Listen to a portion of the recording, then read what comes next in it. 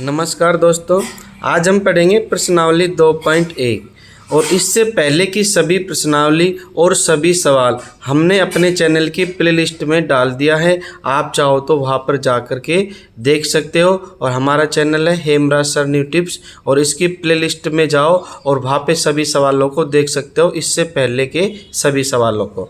तो अब हम प्रश्नावली 2.1 का पहला सवाल हल करते हैं। निम्नलिखित व्यंजकों में कौन कौन एक चर में बहुपद है और कौन कौन नहीं है? कारण के साथ अपने उत्तर दीजिए। अब हमें क्या करना है इन सवालों में? एक तो हमें क्या बताना है? चर, और दूसरा क्या ना बताना है? बहुपद। यानी एक चर कौन सा है और बहुपद कौन सा है, ये इसमें से हमें केवल ये बताना है इन सवालों के अंदर। तो पहले हम जान लेते हैं एक चर क्या होते हैं और बहुपद क्या होता है। एक चर का मतलब होता है जिस व्यंजक में केवल एक चर हो। जैसे कि मान लो हमारा पहला सवाल है, इसमें केवल एक चर है। देखो x, इसमें भी x है। पूरे व्यंजक के अंदर एक ही चर है, यानी कि x इस सभी में x है, तो इसमें पूरे में क्या है? एक ही चर है। तो समझ में आ गया, एक चर वाले व्यंजक यानी कि जिसमें एक ही चर हो, जैसे कि पहला सवाल। अब उसके बाद है बहुपद। बहुपद क्या होते हैं? प्रत्येक घात पूर्ण संख्या हो। जिस व्यंजक के अंदर प्रत्येक घात पूर्ण संख्या हो। पूर्ण संख्या से तात्पर्य जैसे वो 0, 1, 2, 3 ये आदि हो सकते हैं। ऐसा व्यंजक जिसकी प्रत्येक घात पूर्ण संख्या हो। पूर्ण संख्या से तात्पर्य 0, 1, 2, 3, यानी उसकी घात हमें क्या में होनी चाहिए? 0, 1, 2, 3 इत्यादि होनी चाहिए, केवल माइनस में नहीं होनी चाहिए। तो वो क्या कहलाता है? बहुपद कहलाता है। ठीक है, तो ये आपको समझ में आ गया होगा। इसको आप बार बार समझोगे, बार बार देखोगे तो अच्छे से समझ में जाएगा। अब प्रश्न के अंदर जो सवाल है उसको हल करेंगे तो आपको ठीक से समझ में आ जाएगा। जैसे कि हमारे पास अब ये हमारे पास सवाल है, पहले में देखो x, यहाँ पे भी x है, तो एक चर हुआ। ठीक है, अब 5 सवाल में देखो कितने चर है? x, y, t है ना, अलग अलग चर है। तो ये क्या हो जाएगा? ये एक चर वाला नहीं है। अब है बहुपद। बहुपद से तात्पर्य मैं बता चुका हूँ कि प्रत्येक घात जिसके अंदर पूर्ण संख्या हो। पूर्ण संख्या से तात्पर्य 0, 1, 2, 3 इत्यादि हो सकती है। तो अब सवाल को हल करते हैं। अब हमारे पास पहला सवाल है, पहले का पहला, 4x² - 3x + 7। अब हमें सबसे पहले तो ये बताना है कि एक चर है इसमें। तो देखो इसमें x है, इसमें भी x है और इसके अलावा कोई चर नहीं है, तो ये क्या होगा? एक चर वाला। ठीक है, अब पता लगाएंगे बहुपद है कि नहीं। अब बहुपद के लिए क्या करेंगे? बहुपद के हमें बताया था इन सभी व्यंजक में क्या होनी चाहिए? घात पूर्ण होनी चाहिए। तो अब देखो इसमें x की घात 2 है और इसमें x की घात नहीं है, तो हम लगा लेते हैं इसकी 1। ठीक है, तो हम यह लगा दिया, x की घात होगी हमारे पास 1।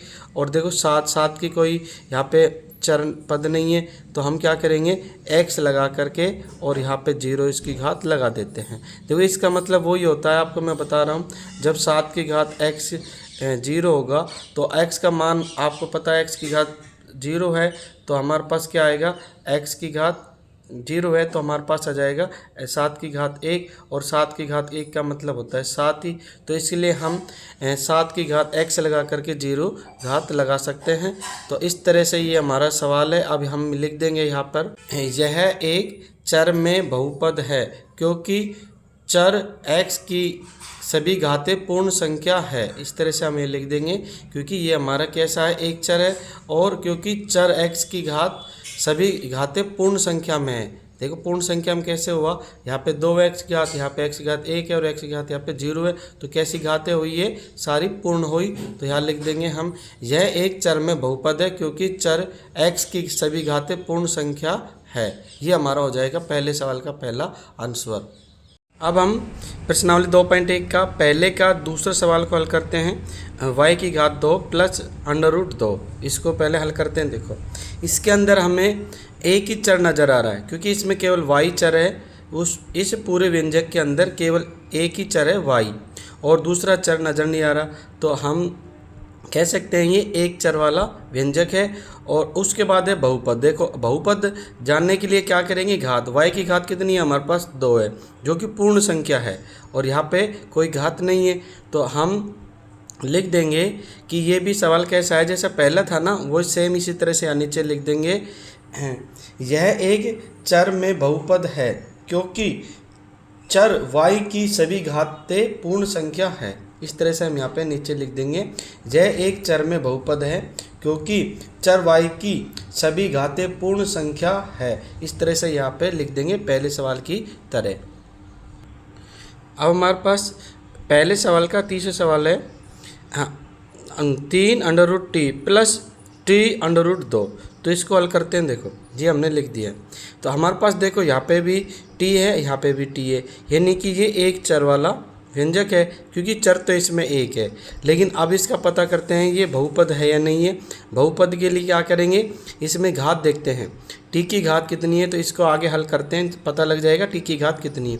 देखो ये 3 का 3 ही रहेगा और यहाँ पे देखो √t है, तो √t को हटाते हैं तो t की घात क्या हो जाती है 1/2। जब भी अंडर को हटाते हैं तो t की घात क्या बन जाएगी 1/2। तो यहाँ लिख देंगे 3t 1/2 इसकी घात हो गई और यहाँ पे प्लस और ये हो गया हमारा t और यहाँ पे हो गया √2। अब देखो ये हमारा बन गया। अब t की घात 1/2 है, ठीक है, लेकिन t की घात 1/2 है तो आप जानते हो 1/2 एक परिमेय संख्या है लेकिन पूर्ण संख्या नहीं है। तो यहाँ लिख देंगे हम यह एक चर में बहुपद नहीं है क्योंकि चर t की सभी घातें पूर्ण संख्या नहीं है। इस तरह से हम यहाँ पे नीचे लिख देंगे तीसरे के आंसर के रूप में। अब हमारे पास चौथा सवाल है y प्लस 2/y। तो इसको हल करते हैं। तो आपको पता है ये नीचे है, ठीक है, इसमें 2/y तो y को ऊपर लेंगे पहले, ठीक है। और आपको पता है चर तो इसमें एक ही है, इसमें y है इसमें y है, तो चर तो एक ही है लेकिन बहुपद है या नहीं इसकी हम जांच करते हैं।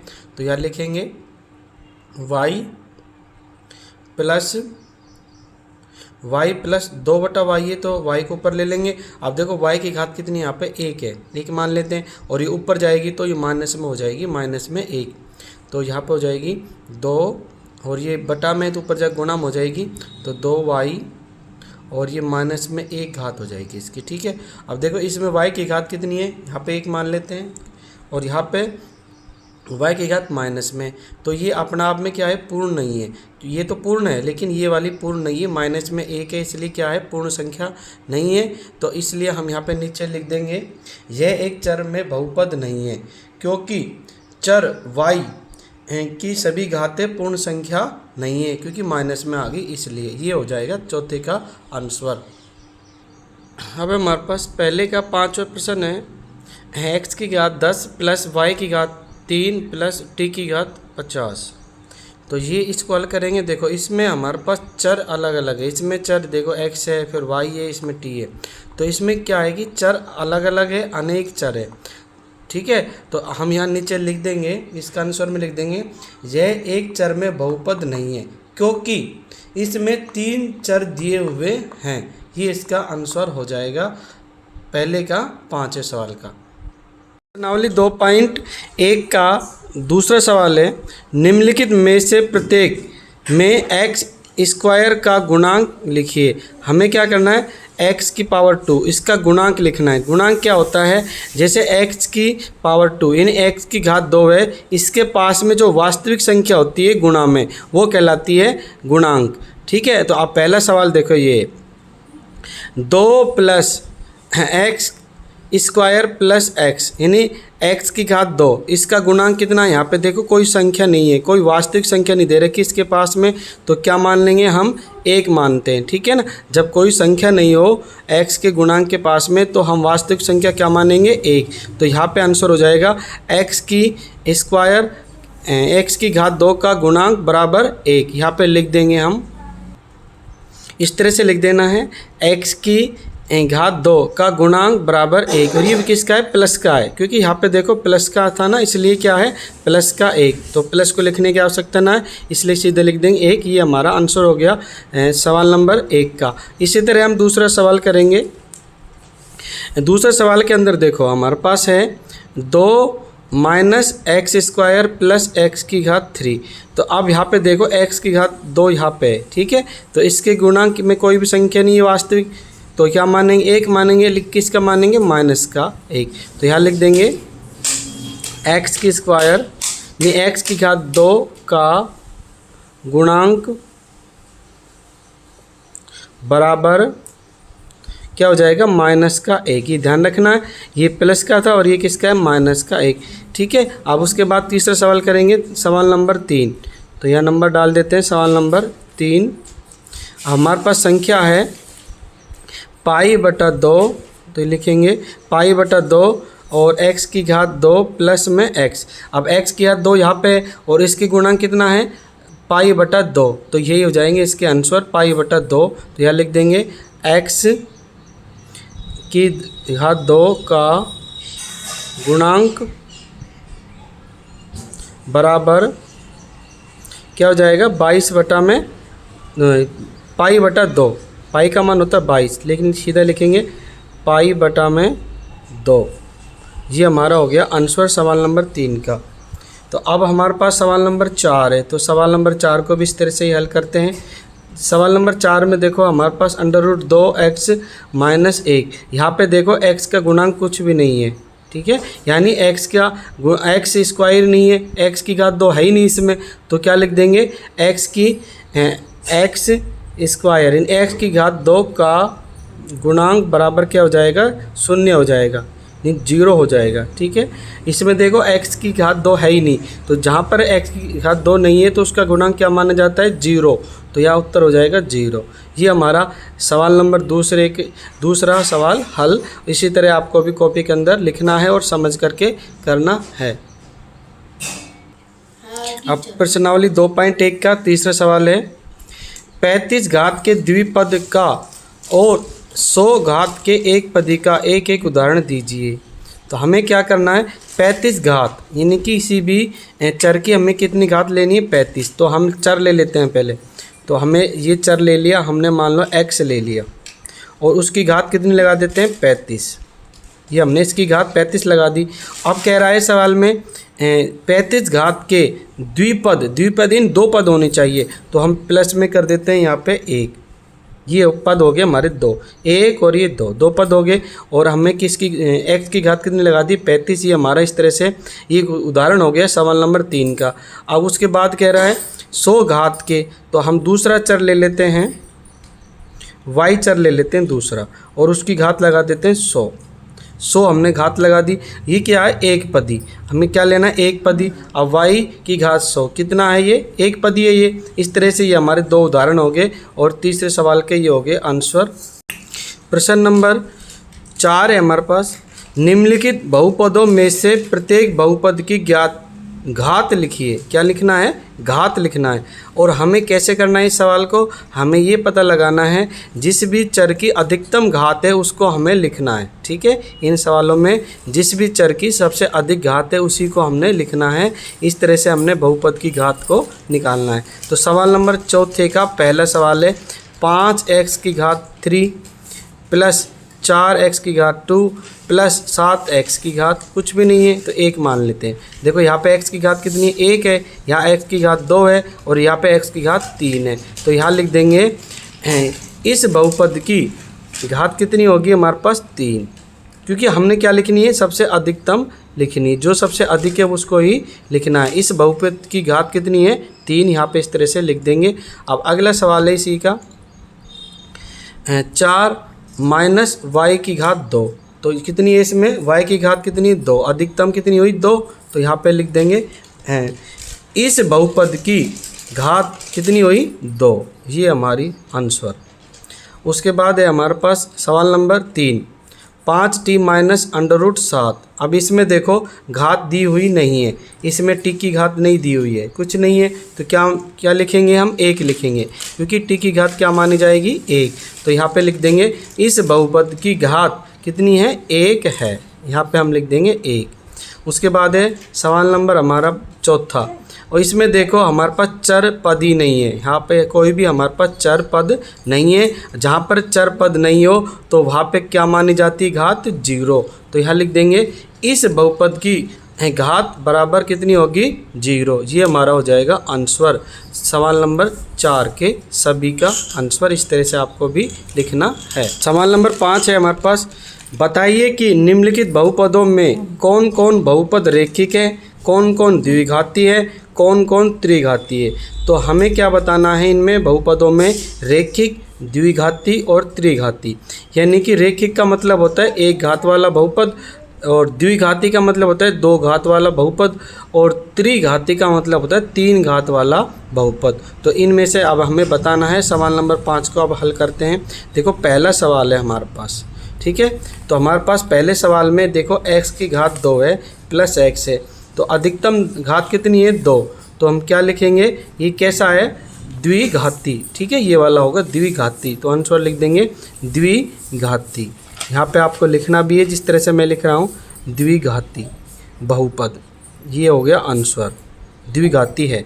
अब उसके बाद दूसरा सवाल करना है, इसी तरह से आपको भी करना है। दूसरे सवाल में देखो कितना है हमारे पास घात, अधिकतम घात है हमारे पास x की घात 3, यानी x की घात कितनी है हमारे पास 3 है। तो ये होगा हमारा त्रिघाती बहुपद, यहाँ लिख देंगे त्रिघाती बहुपद, ठीक है। इस तरह से आपको भी लिखना है त्रिघाती बहुपद। ये हमारा हो गया आंसर सवाल नंबर 5 का दूसरे का। अब तीसरा सवाल करते हैं। तीसरा सवाल है हमारे पास, देखो यहाँ पे है y की घात 2, सबसे अधिकतम कितनी घात है 2। तो कैसा बहुपद होगा ये द्विघाती, यानी द्विघाती बहुपद होगा। यहाँ लिख देंगे द्विघाती बहुपद। इस तरह से आपको भी लिखना है अपनी कॉपी के अंदर, समझ समझ के लिखना है। और उसके बाद है हमारा सवाल नंबर 4। अब देखो इसमें कोई भी हमारे पास कोई भी घात नहीं है, इस पद के अंदर कोई भी घात नहीं है, तो हम कितना लिखेंगे, इसको रेखिक लिखेंगे, ठीक है। जहाँ पर कोई घात नहीं हो यानी उसकी घात क्या मानी जाती है, 1 मानी जाती है, और जिसकी एक घात हो वो कहलाता है रेखिक बहुपद। तो यहाँ लिखेंगे रेखिक बहुपद, यहाँ लिख देंगे हम रेखिक बहुपद, ठीक है। रेखिक का मतलब होता है जिस बहुपद में केवल एक घात हो, ठीक है, वो कहलाता है रेखिक बहुपद। ये हो गया हमारा चौथे का आंसर। अब हमारा सवाल नंबर है 5वां। सवाल नंबर 5वां है, यहाँ पे कोई घात नहीं है, तो ये भी कैसा हो जाएगा हमारे पास रेखिक बहुपद। यहाँ लिखिए रेखिक बहुपद, ठीक है। इसमें भी कोई घात नहीं है, तो घात कितनी मानी जाएगी, 1 मानी जाएगी, और एक घात है तो क्या कहलाएगा रेखिक बहुपद। रेखिक बहुपद यहाँ पे लिख देंगे। अब हमारा सवाल नंबर 6 देखो r की घात 2, r की घात कितनी 2 है, तो कितनी घाती होगा ये द्विघाती। यहाँ लिख देंगे द्विघाती, द्विघाती बहुपद है सवाल नंबर 6 का आंसर। अब हमारे पास है सवाल नंबर 7, यहाँ पे लिखते हैं सवाल नंबर 7। इसमें देखो x की घात कितनी है 3 है, तो कैसा बहुपद है ये त्रिघाती, ठीक है। x की घात कितनी है 3, तो हमारा कैसा बहुपद होगा त्रिघाती बहुपद। तो इस तरह से हमें आंसर में लिखना है त्रिघाती बहुपद। ये इस तरह से हमारा 5 सवाल हल हो गया। अगर आपको वीडियो अच्छा लगा तो हमारे चैनल को सब्सक्राइब कीजिए, अधिक से अधिक शेयर कीजिए, लाइक कीजिए, और वीडियो देखने के लिए आप सभी का धन्यवाद। अगर आपको सवाल कोई समझ में नहीं आए तो हमें कमेंट्स करके ज़रूर बताएं, और उसको बार बार देखोगे तो आपको ठीक से सवाल समझ में आ जाएगा। वीडियो देखने के लिए आपको धन्यवाद।